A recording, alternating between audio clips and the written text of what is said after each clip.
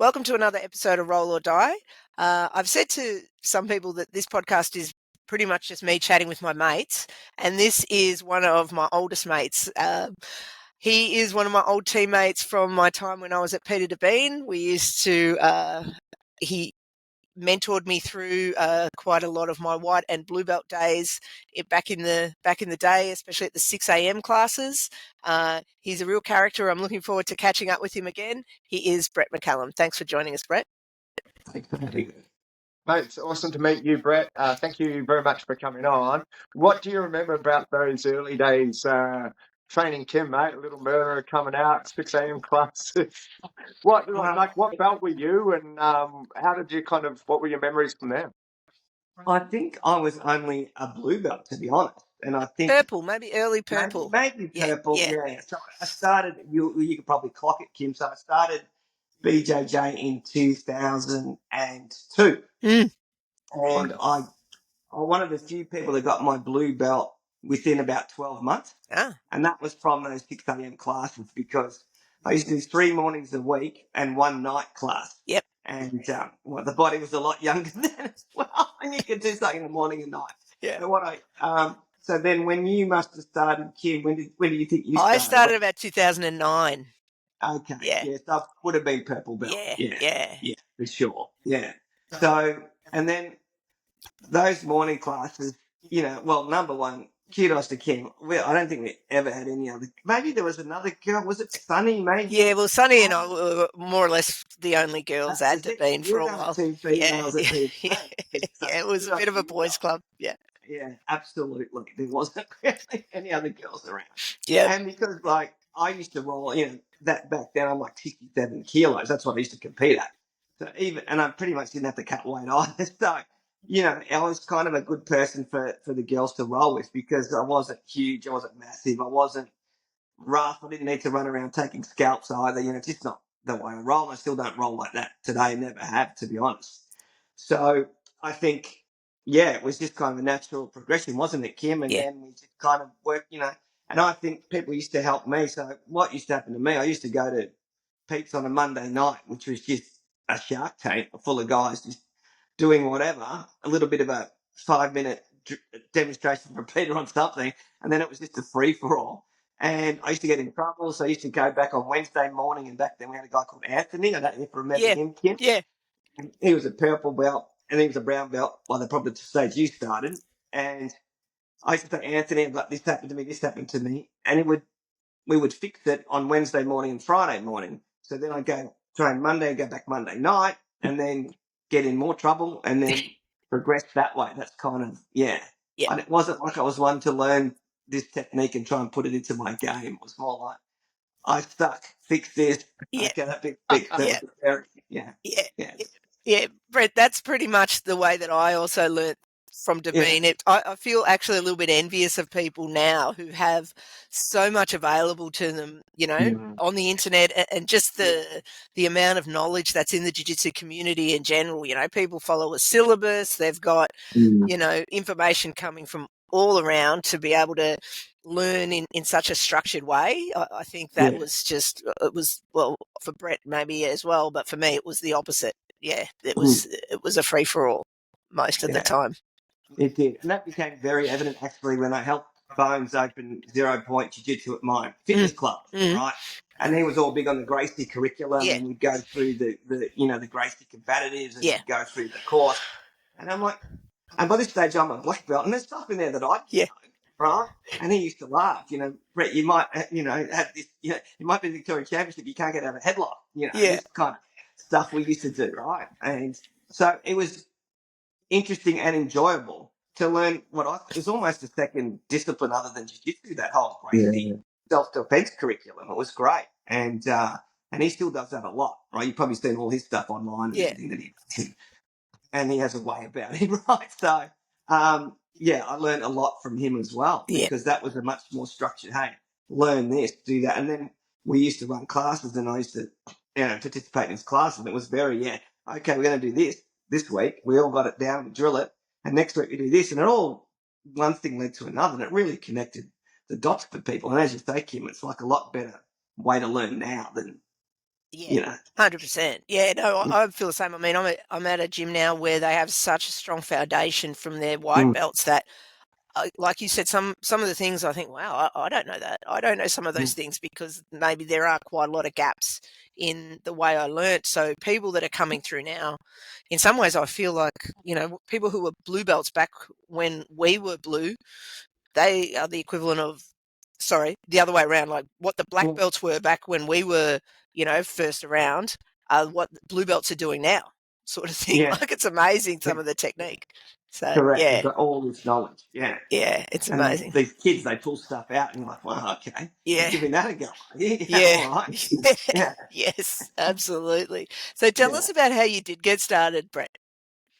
Well, I lived in Japan as a kid for 3 years. Right, and I was like 12, 11, 12, and 13. And I did judo over there. And basically, the gentleman that taught us judo was married to one of the teachers. He was a Japanese one, but this was an international school. He was he was ex-Green Beret commando, he was French-Canadian guy.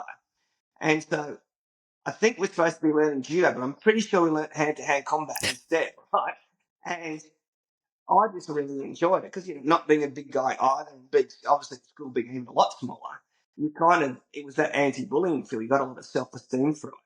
And I used to enjoy it. So when I got back to Australia, I got stuck into the traditional football, cricket, and all that sort of stuff. And then when I obviously finished my playing football and stuff, about 24, 25, I was just going to the gym and running. And I thought, I'm going to have to get back into martial arts again.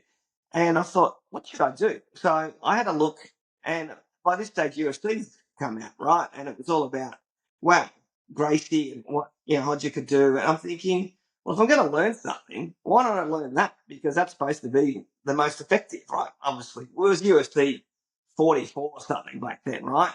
And I'm like, let's give that a go. So I just basically got in the yellow pages, and I was living in Elwood. And of course, Pete's there in St Kilda.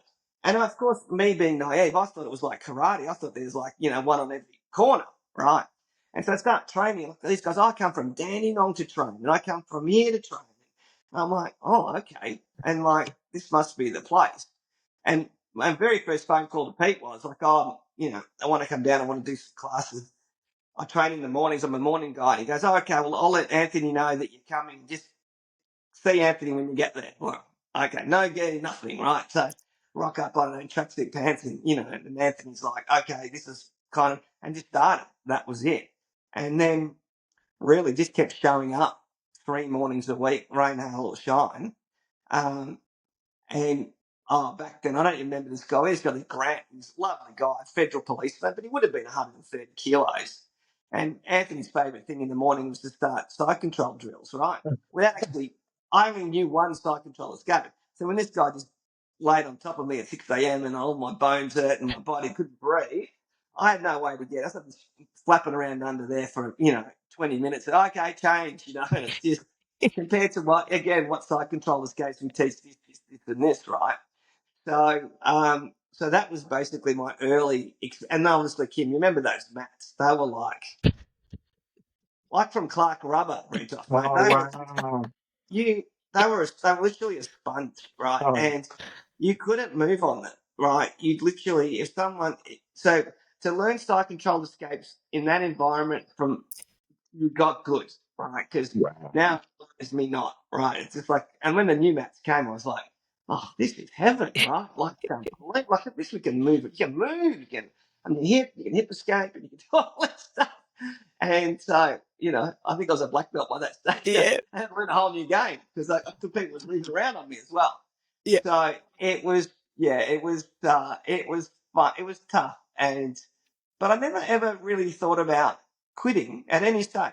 It's kind of odd, isn't it? So that's also in my nature. I think I'm a starter and I'm a completer. And as we know, there is no completion to this journey, right? The more you know, the more you realise you don't know. And then, of course, learning from others and, with, the 0 point thing with Bones, you really think, wow, I don't know anything. And I still, which is the great humbling thing about it, isn't it? You turn up and and I can learn from blue belts, and they Yeah. show me things, and I show them, and everybody's got their specialty that they do really well.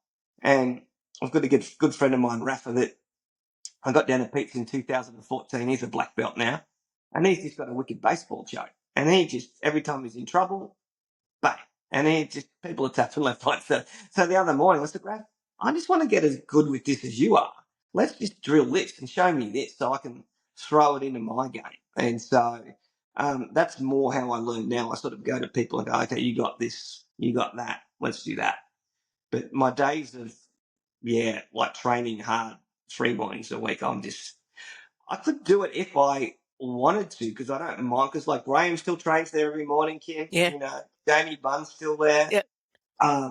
The Wednesday, now we've all kind of committed to a Wednesday morning. Yeah. Graham's still 3 mornings a week, but Jamie, myself, and a few others, it's Wednesday morning. Yeah. And there's a lot of talking and warming up, trust me. And then Pablo, I don't know if you met Pablo Martinez. Yeah. He's like, I know. Yeah. just a wonderful man. He runs the class. Mm-hmm. And then I sneak off to the side with some of the old guy and do some light training. And then the coffee lasts way longer than the class does. So we all go for coffee and we all just have a good old time connecting. But that morning class now has picked up. There's another guy who's like 62, and another guy, he'd probably be in his late 50s. And so I've kind of taken them under my wing a bit. Like, you guys are just starting, and then this is it. And this is some of the stuff I wish I knew when I was at white belt and just starting out and teach. I said, just put that into your game, and then I'll check in with you in a week's time, 2 weeks' time, because I travel a lot for work, so I can't get that consistency in. So when I am in Melbourne, I plug in Wednesday morning, and it's kind of like done. I didn't train this morning, funnily enough. I thought this would be good because I'd have an update. But I've had a bit of an eye infection, which I was getting over. I thought probably best not infect somebody else, right? So I did the right thing and just said, I'll just pull out and I'll see you all next week. So that's kind of the journey now. And I don't think I'll ever stop rolling because you can pick, and that's the beauty of being black belts, right? We can now go, look, there's respect there. I get that you want to train, but I don't train like that anymore. And I'm just over here doing, and especially that Wednesday morning class, that's just a very sort of closed environment where we all kind of know each other. And there's, new kids come and go, but the old belts, like Pablo, like when I roll with Pubs, he could just crush me in a second if he wanted to. But we just kind of do go really light and do whatever. And when he gets bored, he taps me out. It's just kind of works play. So you think that's the key? Sorry, Brentos, go on. No, you're good, Kim. I was just saying, it's interesting as you get up through your journey in jiu-jitsu, up through the ranks, but also up in age, how your roles really do start to change. Like I took a guy for his very, very first lesson today. He's like a young guy, mid-20s, strong as hell. And it's just like, oh man, like it's interesting. And then there's another guy who's 59 who's just started training with us, who's also really strong. But you can now see him going, oh, hang on, I'm here to learn and enjoy this because I can't be strong every day, otherwise I can't train. So it's an interesting perspective as someone like you, Brett, who's now that little bit older, and then you're getting these older guys come onto the mat. I think it's fantastic because I don't think jiu-jitsu is only for young people anymore. I think there was that time where it probably was, but I think now people can use jiu-jitsu in so many different ways. I agree. I think clubs have got a lot better at understanding that they can't just throw a person in on the first visit into an open class and expect them to come back next week. Yeah. If I had any less resilience or grit, I probably, 2 weeks would have done me, right? Yeah. I'm like, I'm sick of being squashed by this fat guy, and I'm not learning anything here. So, I think and I was always banging on to Pete about that in terms of business cases. It's like, I said, you need a beginner's class and you need a progression system, and otherwise, it's not going to have any new members, Pete. And then at that stage, you had Ninos, kicking off, going crazy. And he was doing exactly all those things that I was telling Peter that he should do. Yeah. So, and that's the great thing about it too. Yeah, I've got a friend of mine who's like well, the same age as me, and he only started jiu-jitsu 4 years ago. Yeah. And he was starting with training with Dion, right, over there. And so Dion used to have open mats, and so because obviously Dion and I used to compete a lot against each other because we're the same size, and he was at Pete's, as well. So we would go over there on their open mats on a Saturday and Sunday and roll with my mate John, and he was just loving it. And he started with his son, and his son now doesn't do it, but John still loves it. So yeah, it's definitely the progression. The administration has improved it and has made it more. Yeah, now it's not for wannabe crusty MMA fights. That I'm a good kickboxer, so I need to learn jiu-jitsu. Yeah. Yeah. No, it's interesting because even for myself, I'm getting older too. I'm in my 50s, and it gets to a point where you start to wonder, like, how much longer can I keep doing this? But it's good to hear that you can keep doing it. You just have to sort of maybe change the way that you train a little bit. Like you said, be a little bit smarter about your training partners.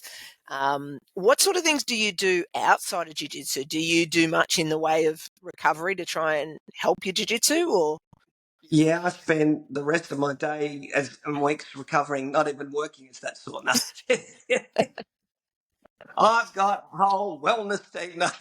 So I do. So interestingly enough, so I always used to do weight and a bit of cardio and a bit of HIIT training because, I owned a fitness centre for maybe 4 or 5 years before COVID got us. I had to shuttle it down. So I always had the weights and the training and the cross training, the functional training. And even that, as you get older, it's not really great for your body and your joints, jumping on boxes with weighted vests and all this kind of crazy stuff that we used to do. Kept you fit and explosive for jiu-jitsu. And so most recently, for the last 2 years, I've been doing this Kiza training. I don't know if you've seen those gyms around. Yeah. But I have. they advertise a lot that they're run by physios for back pain. Now, I don't have any back pain. I've got arthritis in my right shoulder, which is just a little bit of a legacy of jiu-jitsu, but mostly from me holding pads doing boxing training when I had the gym and doing classes. And then also yanking incorrectly when someone was holding onto my sleeve once and things like that. So it's a little bit tender. So what I've been doing is I've been doing this Kiza training, and essentially it's just a lot of pin-loaded weight equipment, but it's more about a minute to a minute and a half time under tension, and you only exercise. So you have one machine so that you do your chest, you do one set, 90 seconds to maximum effort at a slow pace, and that's it. And then so they've got a glute machine, they've got like a back extension, they've got a great machine for jiu-jitsu, which is a rotational torso machine, because, we're always trying to reach and do this.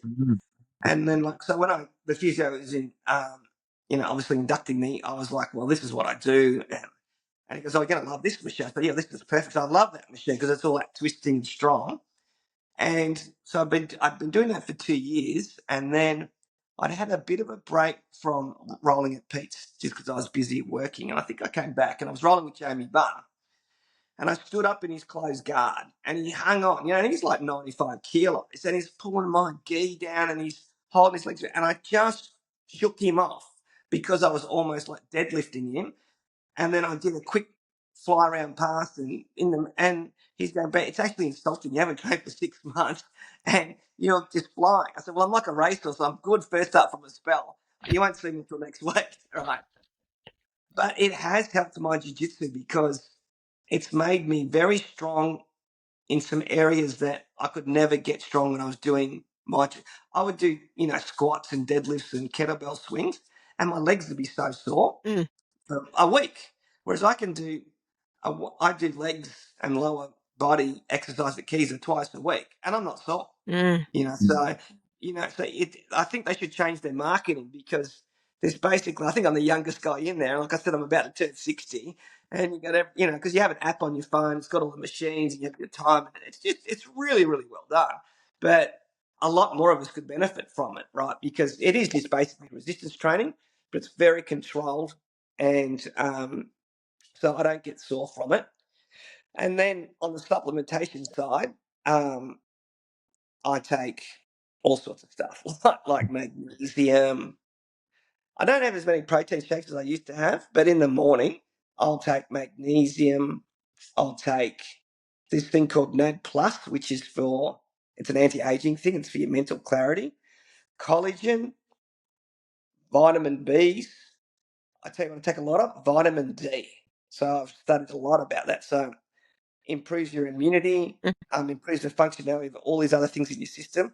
So like I overload on vitamin D. Stops me from getting sick, although I sound a bit croaky at the moment, but that's just from traveling. Yeah, that's winter in Melbourne. Yeah. So we have a lot of operations up in Queensland, so it doesn't help. So I'm up there in the sun. It's fantastic. I come back here, it's cold, and plus, no one pays attention. Like in the old COVID days, you never got on a plane if you were sick, right? Well, Yeah. everyone's sick on a plane now. They don't bother, right? So you pick up stuff. But having said that, I'm like on a plane probably once a week minimum, and the vitamin D really helps me, from getting sick. So that's kind of for your joints. I take the fish oil and this other thing. So it's basically 20 tabs. So Jenny, my partner, she's like, I think she's loving this anti-aging stuff, and I'm her guinea pig, right? And we're doing this stuff, and now recently we got onto this AO Sound, which is it's an app that can diagnose.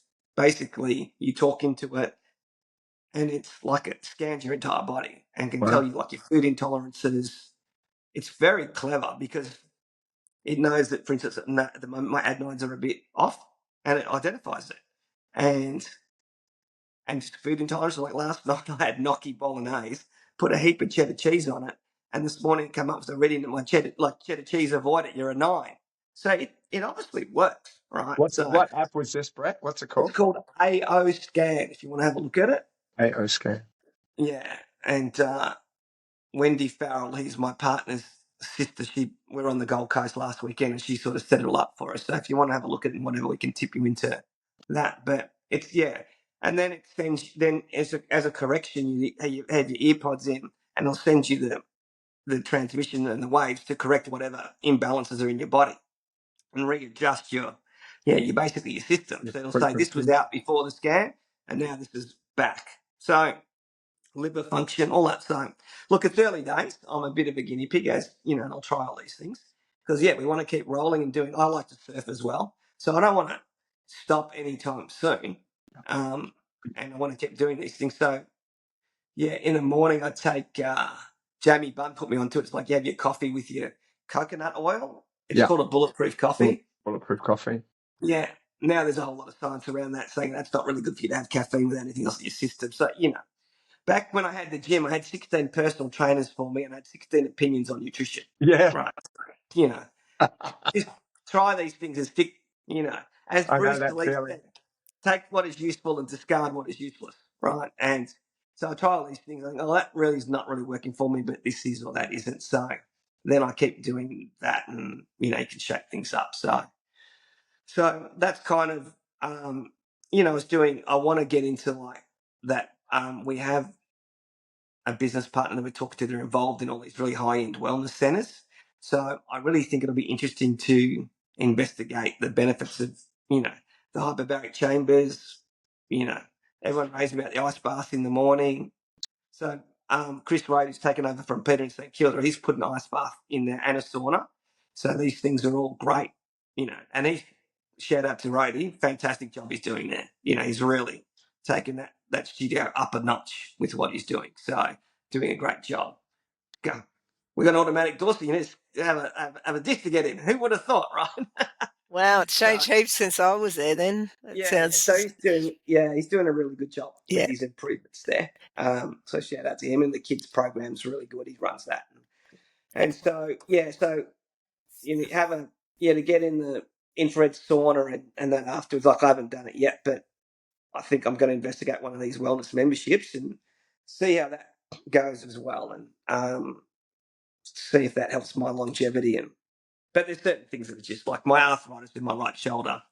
I get it's called hydrodilation, which is basically cortisone, bit of fluid, and some air.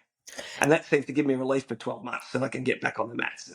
Beautiful. You're doing all right to only have like arthritis in one part of your body after like 20 years of jiu-jitsu. Yeah. I think I've got much more than that. Yeah. And no cauliflower ears. I got a bit of a thick ear.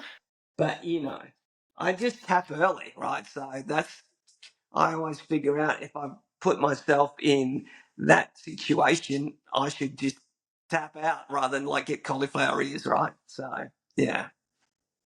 You mentioned earlier about like having some older guys that are fairly new to jiu-jitsu and you sort of have taken them under your wing. What sort of advice would you give for older people who are just starting out in jiu-jitsu besides the tapping early?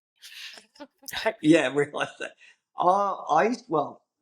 When I'm doing these guys, I just try and I said, don't make it too complicated. I said, if there's anything that requires you to remember more than 3 moves to it, you're not going to get it. So just kind of, I sort of talk to them a lot about understanding, like a lot of jiu-jitsu's in your hip movement, right? And just think about where the guy's hips are going, this type of thing. It's always better to be on top than underneath. Don't get seduced by being guard and all those wonderful things that can happen. So just think that you want to, and obviously being a white belt, you're used to being underneath, getting crushed and finished. So you probably got that idea already. So when I train with them, I just give them one thing, right? I go like so. I'll roll with them a little bit and see what they're struggling with, and I'll say, maybe we'll just do this and just next time this happens. So let's just drill this now. Let's just continue. I'll keep putting you here. You keep getting out of it. Put you here, keep getting out of it. And then I'll see them a week later and I'll say, how you going? They go, oh, yeah, it works. Or I'm doing it, but it's kind of not working. It's okay.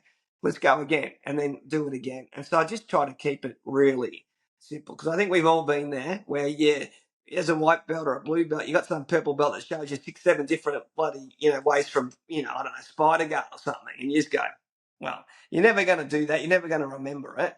So I just try to give them those little building blocks and say, hey, just think about the movement of what's going to go on and where you're at. So I just teach them smaller guys like me. I just teach them how to stand up and pass because otherwise you just get your posture broken all the time. And I wish someone had taught me that a lot earlier than me doing this. I mean, I'm a good low passer only because I had to, right? Because no one told me anything else, right? So I did that for 10 years. And I'm like, oh, okay, I can do this now. So now I often, but then when I teach them that, I teach them don't be sort of bending over and looking in and all those fundamental things and keep your hips forward and, and then when they're in guard, just to put your posture on, put your hips forward, just really basic stuff that helps you not get in trouble. And then maybe you can start doing what you want to do rather than what the other guy or other woman is trying to do. I think those fundamentals early on are so important, Yeah. like one of my habits that I had, and I speak to a lot of people, and I think it's not just me, but just falling into somebody's closed guard. Somebody pulls guard and you just go into it. You're like, okay, so now I'm going to work escaping closed guard. And I remember my coach saying to me one day, like, stop, just stop. So those early, it's fine to go into it, but make sure that you are aware of okay, hey, what I would have done to not go in is step over half guard or whatever it might be, and then go into closed guard so that they can practice and those sorts of things. But I think those fundamental early learning sessions that we do are really important. So to have someone like you, Brett, for these guys sort of sitting there and saying, when you're in closed guard, make sure your posture is good and breaking it down like that would be, super important for them. Yeah, exactly. So, and that was something that actually Bones taught me about, getting your hips forward. So you're almost they call it was that invisible jiu-jitsu guy. I can't even remember his name. Yeah, Henry Akins. Yeah, and because we had Henry come out and we just did this thing, and it just helped me not get collapsed in someone's closed guard. Yeah. And that's what I say to them, and right? Just keep it there, and then they're going to have to do something. Don't worry about what's going on, or just at the end of the day, someone has to go home. Right? Yeah.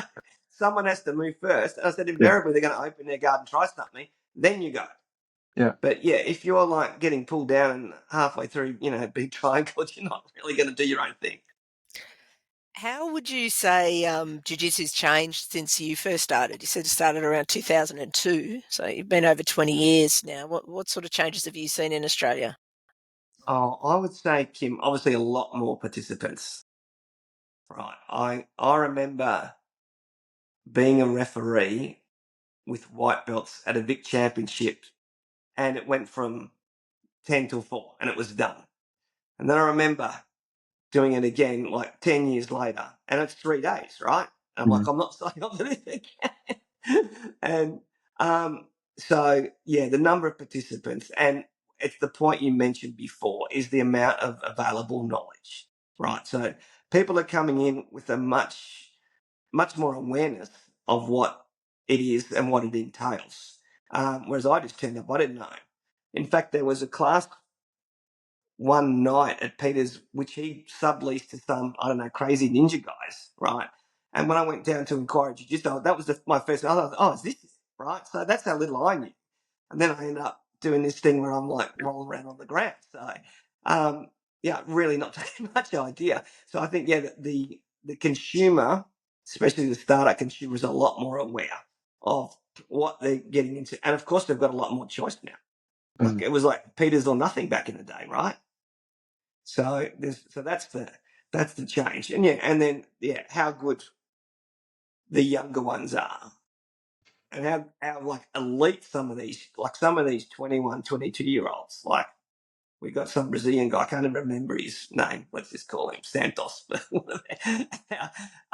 Just next level, right? You just go, mate. You go over there, kill somebody else, not me, right? Yeah. So they're just So there's a lot. I think the standard has really increased. Yeah. And some of these kids have been training for 10 years now. Yeah. Like that's 19. And you're like, oh my Correct. God.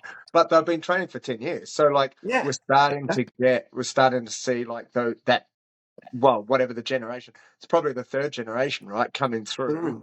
But that first real generation of amazing kids that are getting quality coaching, and good facilities and that sort of thing. Like these kids who are coming through now, it's like, oh my God, it's just crazy.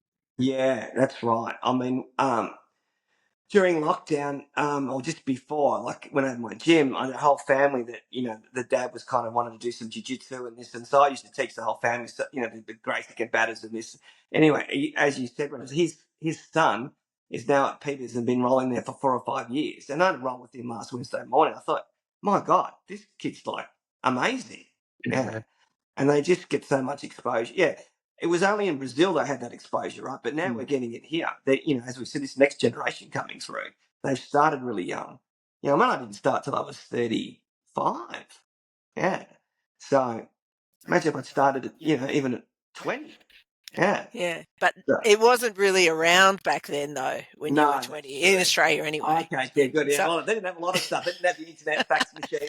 There wasn't a lot of stuff around there. We're still getting the horse and cart to work. Okay. Right. Well, you mentioned before about looking it up in the yellow pages, mate. There are kids out there that have no idea what you're talking about. I don't know what that is, do they? Yeah, but you'd be surprised how many of our guests have found it the same way as you through the yellow pages. They looked it up, and And you talk about trying to find things to learn. So Graham was a purple belt, and he got his hands on these Garcia DVDs, right, all about X-Guard. And he goes, Bretty, we should learn this, right, because he loves guard. I said, all right. And so we just went through for just teaching ourselves, practicing, and we come up to the big championships. And I remember he was doing it. He'd go to a night class, and Peter go, "Oh, that's X-Guard. That's just shit. No one does that, because Pete's so anti-league. That's just shit, right?" So we go after this competition, and then Graham pulls guard, X-Guard, taps everyone out like 5 seconds, because no one knows what's going on, right? Yeah. Just literally goes through the whole division. And we laughed, right? And then all of a sudden, now, you have to know it, right? And then all these things come and, a lot of things come and go, but that's still a staple, right? And that's how we learned something, because Pete didn't think it was worthwhile. So we didn't have the internet. So that's how we found stuff. Yeah. And I did the same. I got to brown belt and everyone was like footlocking me like crazy. And I'm like, I've got to learn this stuff. Same. I got to downloaded all these tutorials, and then now I'm a mad footlocker. Everybody that stays away from me, right? Because I just really imprinted it in my brain. But it's just, when this wasn't available, right? Like now you get on YouTube and you look, so now you have to sort of almost poo-poo YouTube, right? Because you have to say, well, I know you saw it on YouTube, so have a go on me. And all of a sudden you just shut it down. This happens, and they go, oh, why doesn't it work? It looks so good when the guy just lied there and didn't do anything. Do you think in some ways, Brett, that something like YouTube can be detrimental? Like, as you say, like you find XGuard. So there's one subject that you can like really go deep in and invest a lot of time. And you could like that, double CD or whatever that you get from Marcelo Garcia on Yeah. XGuard, right? And so you're like this, but this is all we have. Like Yeah. there aren't another 20 out there. So there's this one thing. So you put a lot of time into it. Whereas now it's like, I spend 4 minutes looking at, XGuard, and then I'm like, oh, hang on, squirrel, what's this one? And then you go down the Yeah. YouTube rabbit one. So do you sort of find that, maybe that's a better way to do it? Like just having a theme and training that theme for a while. Yeah, I think so. Well, actually, when I do give advice and we talk about this, I often talk about that. I say, you're going to be a person that's going to be a guard person for a while, and then you're going to get good at that, and then your passing is going to suffer. So you're going to have to say, I'm not going to be a guard person anymore. I'm going to pass, right? And then you might be someone that finishes in a certain position all the time, and you've got to like let go of it and then go try something else if you want to develop, or you can stay stuck with what you want to do. And I think you find that there's those people that are happy in that space where they've got their fundamental thing that they know they can tap anybody pretty much anytime, like Raph with his baseball bat check, right? He knows it's what he goes to. I said to him, we all know you can do it. So just Yeah. start doing something else, right? And then, because this is when he's a brown belt. So if you're journey to black belt, you need to be just not hanging on to that all the time. You need to be rounded. And I think it's exactly to your point. There is so many different things out there that you can have what I call goal diffusion. So you go, no, I'm just going to focus on this for a while until I'm going to get good at it. And then I'm going to put it in a kit bag and I'm going to learn something else. Yeah. And I think you can't learn everything at once. And that's the problem. And I think that's why that, some of these curriculums are good where they just bring people up, learn A, B, C, D. And guys, don't go watching YouTube and asking about that, right? Because get this first, then you can do that stuff, right? So get good at this first. Like Bo used to joke, well, Brett, you've won the VIX, but you can't get out of a headlight. Like, we used to these things, right? So we need to, work on certain things. I think, okay, well, I'm going to learn these kind of, so I did spend a lot of time doing the combative self-defense side of things because I just wanted to, obviously, that's why we got into jiu-jitsu in the first place. Yeah. With someone, we wanted to be able to defend ourselves if they laid hands on us. So, you should never forget that, all right? And then that's kind of the fundamental of it. But yeah, people get all excited about this different. And it's almost like now we have fashion in jiu-jitsu, right? This is in fashion, that goes out of fashion, right? Yeah. It happens. Yeah, it's almost like there's too much information now, like Yeah. where before, when you and I started, there was no information. We had to go looking for it. Now you've just got so much of it coming at you. It's like a wave. You have to like sift through, and there's quite a bit of like misinformation out there too, I suppose. Yeah, and understand what's going to work for you. Yeah. I mean, I'm not going to ever be a great closed guard guy. I mean, I haven't got like giant legs and, like big, like Matty, he used to like, there's no getting out of that guy's closed guard, right? And we get Hodgie Gracie comes down for a seminar, it's all closed guard and whatever, and then I roll with Hodgie and just tips him on my head and I didn't even know what happened. I'm like, well, that's not my bag, Yeah. I actually don't want to be there. Yeah, I don't want to be doing that. Yeah, so it's kind of, you just got to work out what works for you as well. So you can like, I can try this stuff. And like, okay, is it I'm not good at it or it just doesn't suit the way I roll? And that's a question you have to ask yourself as well. So, Brett, tell us about getting your black belt. yeah, well, it's kind of funny because we're at the 10-year anniversary, right? So what had happened is when I was a brown belt, I was in the VIX, and then Dion and all these guys because there's not a lot of old 67 kilo guys getting around at the championships, right? And we all used to fight each other, and most of them had become black belts, and they said, "Oh, Brett, you're sandbagging the division and whatever." I said, "Hey, I don't want to like be a brown belt anymore either. It's not like I'm trying to stay here, right?" So then I can't remember. I think I won the VIX gi in my age and weight, right? And I went down and I sat down with Peter. I said, "Listen, Peter, I'm 48 years old. I don't want to be a brown belt for another 6 years, right?" And because he always forget about the morning people as well, right? So that was the other thing, right? And by this stage, I was training in the afternoon because I had my gym. So I couldn't train at night. I could train in the afternoon, which was always run by Peter. And so we did a bit of a private class, and he said, yeah, we'll work on this, do this. He said, look, really, Brett, if you just turn up 3 days a week like you normally do to the afternoon classes, for sure you'll be a black belt by the time you're 50. I said, okay. So that was a conversation, and that's what I did. I just turned up three times a week. And it wasn't until I actually gave Peter the invitation to my 50th birthday that I think he remembered the conversation, right? And I'm like, and that was the 26th of August, right, was my actual birthday. My party was on the 4th of September. So some date between the 26th and the 4th at a no-gi class in the afternoon, he shoved a black belt down the back of my trousers, right? So that's Pete for you. That's how he used to do it. And that was a great day, right? And what is that? That's like 15 years, I suppose, of training. Mm-hmm. And I never had a break, really. I trained consistently the whole way.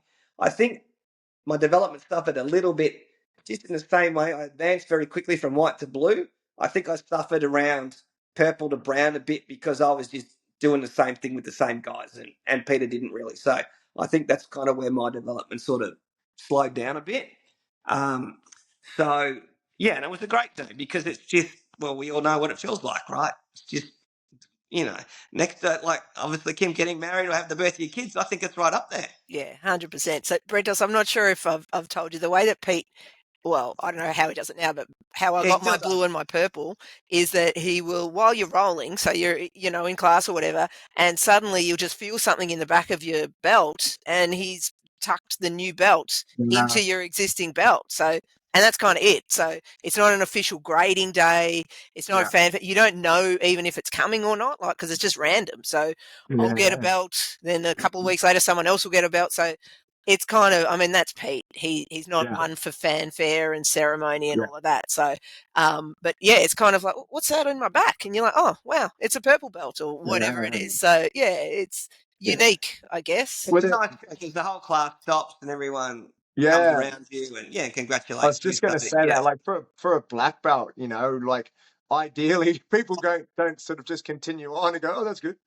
They sort of stop and like acknowledge it, right? Oh yeah, they do for all the belts, but especially for the black. Yeah, 100%.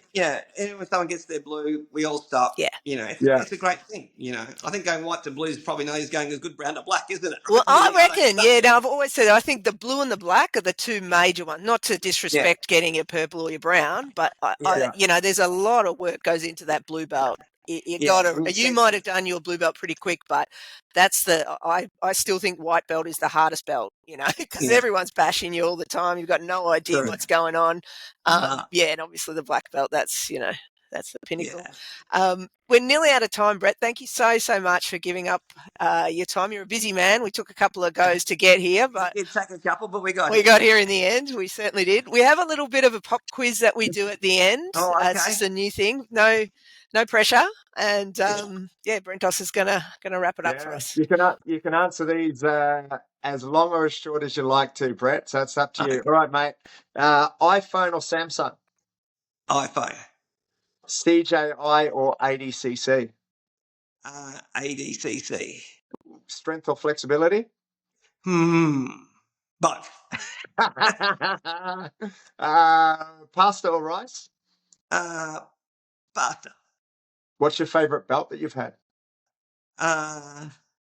Definitely black. Yeah. You're the second person to say that. I think I know the answer to this one, mate. Guard pull or takedown? Takedown. Steak or chicken? Steak. Gi or no gi? Gi. What's the best book you've read? I've read That's a very good question because I've read a lot of books. That's a new one, Brentos. That's a new one. It's a new one for you, Brett. He's just pulled that one out. What's the last book you read? Because that would be easier for people. Let's do that one. Last book I read was a novel by Jane Harper. I'm trying to remember the name of it. Set in the Outback. She writes really good books. She wrote The Dry and all this kind of stuff. Oh yeah. And I'm reading a book at the moment, Men Who Wrestle with God by Jordan Peterson, which is quite a philosophical tome that is quite heavy going. Very good to go in. But yes, I pull that out on boring plane rides. Yeah, yeah. So that's basically that, and fiction. That's the one. Yeah. Good. I like it. Awesome. All right, there's two more, mate. These define you as a person and as a man and as an Australian. Can you drive a manual car? Yes. Mate, legend. Step one, tick. Do you wear Crocs? No. Mate, this guy's a legend. Well done, Kim. You've brought another legend on. I knew it. See, I got to keep bringing these old friends of mine back on. Thank you so much, Brett, for giving up your time. No. We'll have this out just before your birthday, actually. So it'll be just a 60th birthday gift for you. And I'll have to do my best to come on down to a 6 a.m. class so we can have another roll. It's been a while. Send me a message and we'll do it. Yeah, we'll do. We'll do. You want to do the wrap-up, Brentos? Yeah, thank you, Brett, for coming on. Really appreciate it, mate. Lovely to meet you. Thank you for telling some of those stories about the early days, and continue with all those supplements, mate. Let us know what ones work best for you. But that's it for another episode of Roll or Die, guys. Please remember to like, rate, and share. Jump on YouTube, subscribe there, have a look, check the videos out every now and again. It definitely helps us get these podcasts from legendary Australians, people from New Zealand as well, and maybe some overseas guests too. So helps us get the word out. But that's it. We do have a couple of our T-shirts left in some certain sizes. So if you would like one of our Roll or Die T-shirts, shoot us a message with your size. We've got kind of like small, medium, large left. So discounted too. So hit us up. Yeah, we've got a little bit of a discount. We can post them out to you, or you can pick them up from our gym when you come out and have a roll with us. We can do that.